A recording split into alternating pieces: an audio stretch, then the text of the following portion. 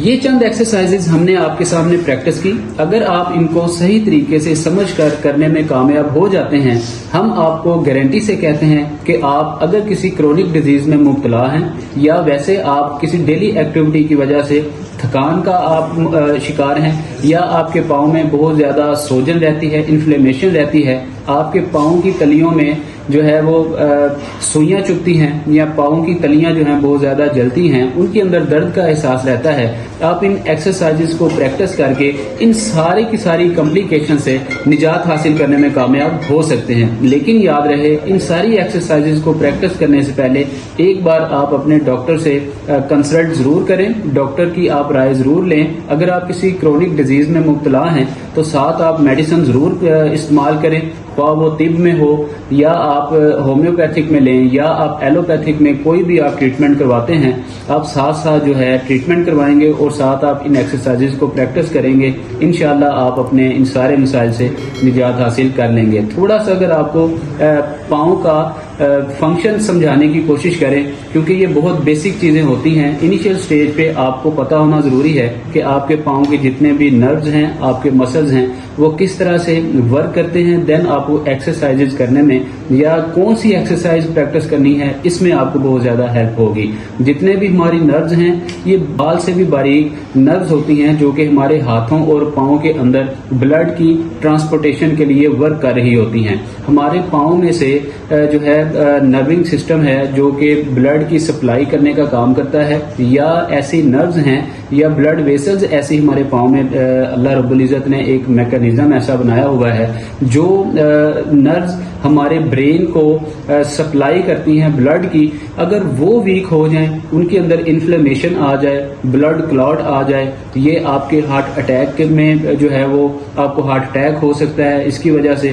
یا اگر انہی بلڈ ویسلز میں بلڈ کلاٹ یا خون کا کوئی لوتھڑا بن جائے تو آپ کو برین ہیمریج بھی ہو سکتا ہے. اس لیے آپ اپنے پاؤں میں جب بھی کوئی ایسی تھکان کا احساس پائیں یا آپ انفلیمیشن آپ کے پاؤں میں ہونا سٹارٹ ہو, فوری طور پہ آپ اس کے بارے میں آپ سوچیں. آپ کو فکر کرنے کی ضرورت ہے, ایکسرسائزز آپ کو کرنے کی ضرورت ہے. ایکسرسائزز ایک ایسا سبجیکٹ ہے, جب آپ ایکسرسائزز کرتے ہیں تو ان ایکسرسائزز کو پریکٹس کرنے کی وجہ سے آپ کسی ایسے سرجری سے بچ سکتے ہیں, آپ آپریشن سے بچ سکتے ہیں, آپ کسی بڑی ڈیزیز سے بچ سکتے ہیں, آپ بہت ساری ادویات سے بچ سکتے ہیں. آپ گھر میں رہتے ہوئے فوری طور پہ ان ایکسرسائزز کو پریکٹس کریں. انشاءاللہ آپ ان سارے مسائل سے نجات حاصل کرنے میں کامیاب ہو سکتے ہیں. اپنا بہت سارا خیال رکھیں. ہمیں دیجیے اجازت. السلام علیکم ورحمۃ اللہ.